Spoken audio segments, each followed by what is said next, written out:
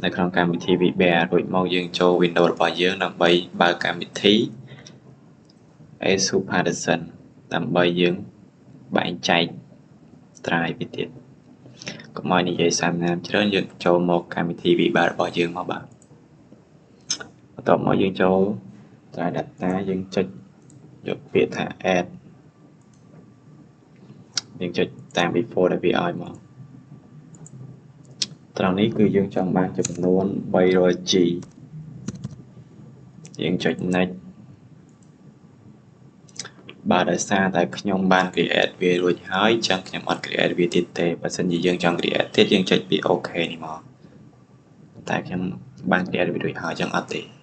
ចុចខ្វែងមកបាទបន្តមកយើងចូលកម្មវិធីរបស់ដើម្បីបន្តមកយើងបើក Windows របស់យើងមកធ្វើការវារងចាំវាបន្តិចតម្រាំវាលោតចូល Windows របស់យើង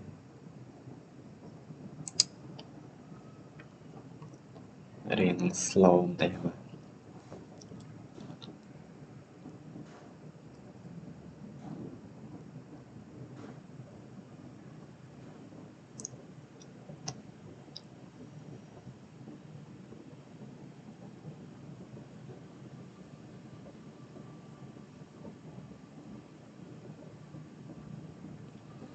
បាទបន្តមកយើងបើកកម្មវិធីរបស់យើងដែលមានឈ្មោះថា ASUS Partition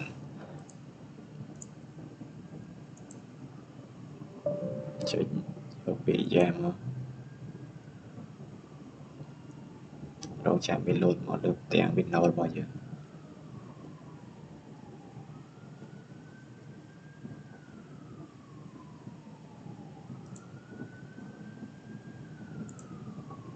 ចេញមកបាទ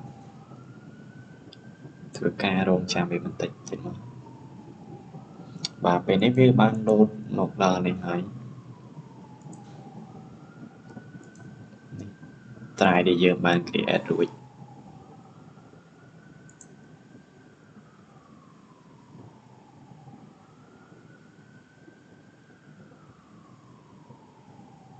ចុច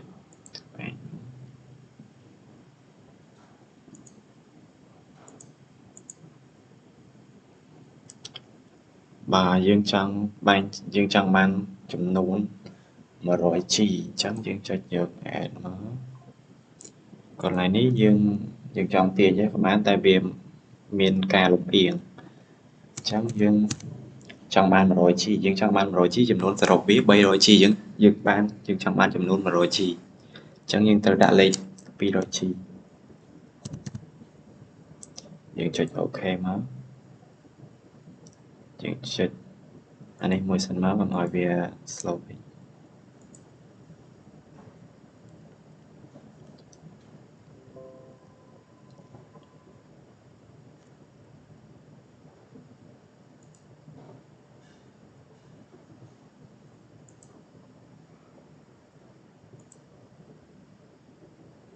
បាទបន្ទាប់មកខ្ញុំចង់បានត្រាយនេះរួចហើយខ្ញុំចង់ចែកត្រាយដែលមានចំនួន 100G ហ្នឹងខ្ញុំចង់ចែកវាជា2ទៀតគឺ50ចុច add យក50ចុច OK មកបាទពេលនេះយើងបាន50ហើយបន្ទាប់មកខ្ញុំចង់ឲ្យត្រាយនេះមកចូលក្នុងត្រាយនេះដើម្បីឲ្យត្រាយនឹងចូលគ្នាបានយើងត្រូវយកត្រាយ app នេះយើងចុចពាក្យថា move តោះមកយើងទាញវាមកអស់មកចុចពាក្យថា OK បាទពេលនេះវាបានមកជិតគ្នាហើយយើងអាចបញ្ចូលវាជាមួយគ្នាបានហើយតោះមកយើងចូលមកក្នុងត្រាយ E នេះដែលមានចំនួន 200G រួចយើងចុច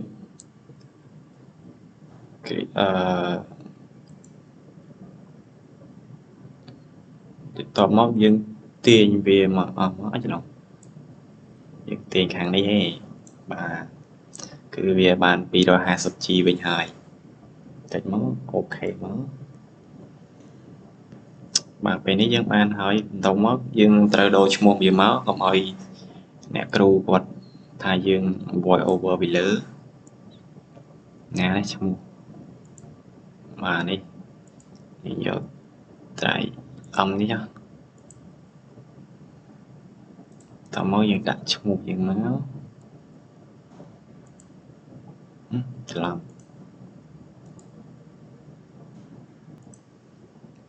យើងដាក់ឈ្មោះយើងមកត្រង់នេះដាក់ឈ្មោះថាយើងរតនាអូ T A N A យើងចុចពាក្យថាអូខេយើងបានឈ្មោះយើងហើយត្រង់នេះយើងដាក់ឈ្មោះយើងណាម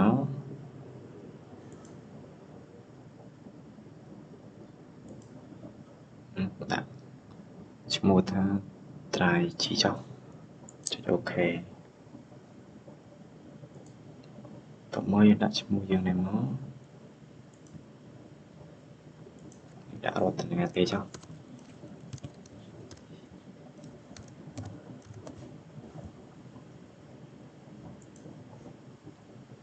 តមកយើងចុចត្រង់នេះមក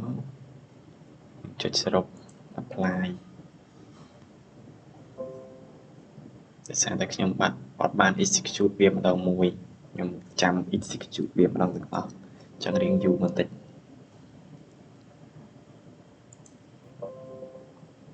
បាទពេលនេះគឺបានជោគជ័យហើយតើយើងចង់ដឹងថាវាជោគជ័យឬមួយក៏ជោគជាំយើងចូលមកក្នុងវីដេអូរបស់យើងមកយើងយកពាក្យថា dismanage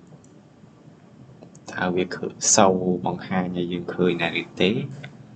បាទពេលនេះគឺយើងមានហើយបាទវាសូវបង្ហាញឲ្យយើងហើយយើងចូលទៅដាក់ឯកសារមួយមកយើង copy យកពីក្នុង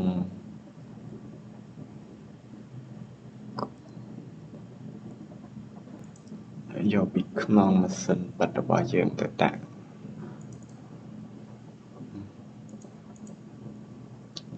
យើងយកណានេះហើយសម្រាប់ថាយកអានេះចោលចុច copy រួចយើងយកទៅផាស